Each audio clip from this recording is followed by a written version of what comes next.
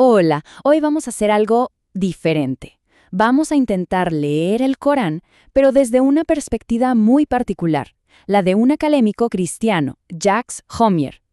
La idea aquí, que nos propone su libro, no es para nada debatir, sino algo mucho más profundo. Simplemente tratar de comprender. Y fíjense, para empezar, hay una metáfora en el prólogo del libro que es buenísima. Nos pone en el lugar perfecto. Dice algo así como que somos barcos paralelos en el mar de la historia. O sea, no se trata de chocarnos, sino de reconocer que hay dos viajes, dos historias distintas, pero que al final navegan en el mismo océano. Es una invitación al respecto desde la primera página. Entonces, ¿quién es nuestro guía en este recorrido? Pues se trata del padre Jacques Homier.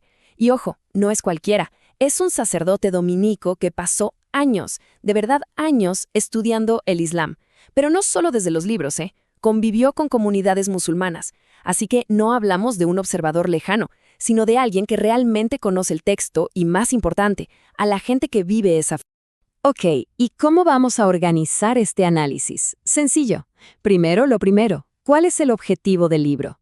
Después, nos metemos de lleno en el Corán para entender de dónde viene. De ahí, un viajecito rápido a la Arabia preislámica, para ver el contexto. Luego, el plato fuerte, los puntos en común y las diferencias con la tradición cristiana. Y para cerrar, algo que a mí me parece fascinante, el poder que tiene su lenguaje, su estilo único. A ver, el libro de Homier tiene como un doble propósito, que es muy interesante.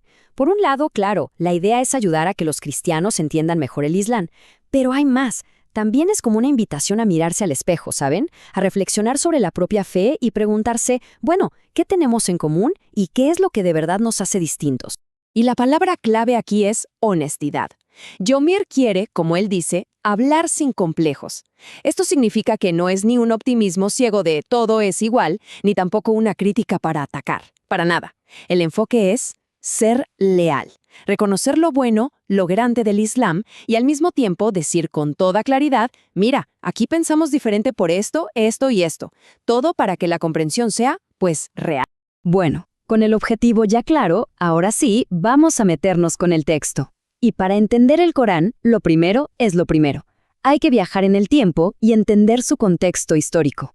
Esta línea de tiempo es clave, porque la vida de Mahoma y el Corán están obviamente unidas. Todo empieza con su nacimiento, por allá del 570. Pasan los años y, cerca del 610, comienzan las primeras revelaciones en la Meca.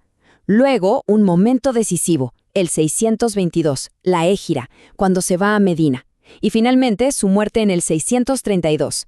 Es justo después de esto que se empieza a compilar el texto que conocemos hoy. Y es que el proceso de cómo el Corán pasó de ser algo oral a un libro es increíble. Al principio, todo era de memoria.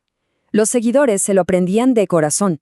Cuando el profeta muere, el califa Abu Bakr dice, «Hey, hay que poner esto por escrito», y ordena una primera compilación. Pero fue el califa Uthman quien, para evitar que hubiera distintas versiones, dijo, «Vamos a establecer un texto oficial», y esa es básicamente la versión que se usa hasta hoy. ¿Ok? Y para que nos hagamos una idea de cómo es el libro por dentro, algunos datos rápidos. Tiene 114 capítulos, que se llaman suras. El idioma es el árabe, fundamental. Y aquí viene algo curioso. No está ordenado cronológicamente. O sea, no va de lo primero que se reveló a lo último. Generalmente está organizado por tamaño, de los suras más largos a los más cortos. Y otro dato clave. Se suele distinguir entre las revelaciones de la Meca y las de Medina, que son posteriores.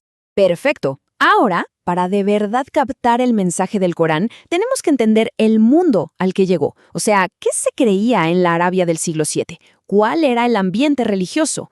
Pues era un verdadero mosaico.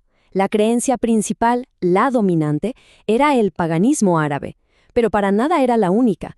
Había comunidades judías muy importantes, también minorías cristianas de diferentes tipos, incluso zoroastrianos, y un grupo de monoteístas árabes llamados hanifes. O sea, la idea de un solo Dios no era para nada extraña en esa zona. Y justo en ese contexto, el Corán llega con un mensaje central, un concepto clave, la prohibición de asociar. ¿Qué significa esto? Pues es considerado el pecado más grave de todos en el Islam. Es el acto de poner socios o cualquier otra divinidad al lado del Dios único. De hecho, la gran crítica al paganismo de la época era justamente esa, que eran politeístas. Este concepto es, digamos, la base de todo el monoteísmo islámico. Muy bien, y con todo esto en mente, ahora sí llegamos al núcleo del análisis de Yomier. ¿En qué se parecen y en qué se diferencian el Islam y el cristianismo? Un punto clave es el tema de los profetas. A ver, las dos religiones los veneran, pero el enfoque es distinto. En la tradición bíblica hay un montón de profetas con mensajes muy variados, Isaías, Jeremías, etc.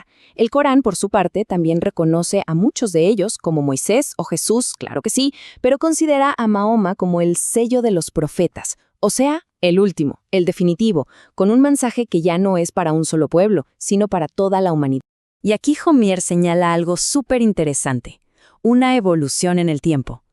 Al principio, en las primeras revelaciones, el Corán parece confirmar las escrituras judías y cristianas. Incluso dice que se consulte a quienes las leen. Pero más adelante, la postura cambia. Se empieza a decir que esos textos anteriores fueron alterados, corrompidos, y que el Corán es el único que guarda la verdad original sin cambios. Y llegamos a la que es, quizá, la diferencia más grande de todas, la idea de Dios.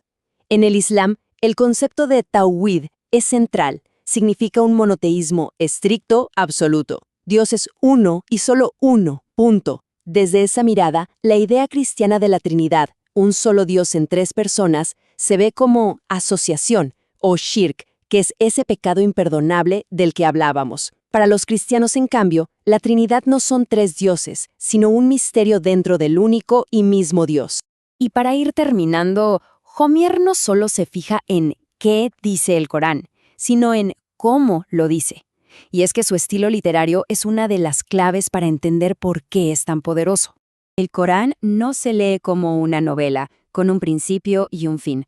Para nada, su estilo es más bien fragmentado, muy directo, muy vivo. No solo cuenta cosas, sino que te habla, te hace preguntas, te da órdenes, te desafía.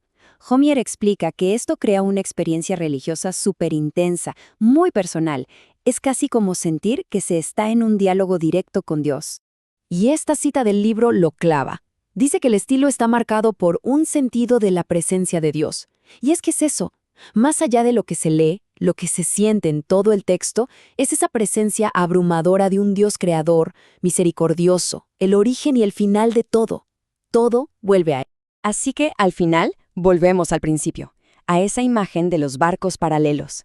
Lo que Yomier nos propone es que a veces mirar con atención el mapa de ese otro barco no solo sirve para entender su viaje, sino que también puede darnos luz sobre el nuestro. Y la pregunta que queda en el aire es esa, ¿no? ¿Qué pasa cuando de verdad intentamos comprender esos otros viajes que, aunque diferentes, al final comparten el mismo mar que nosotros?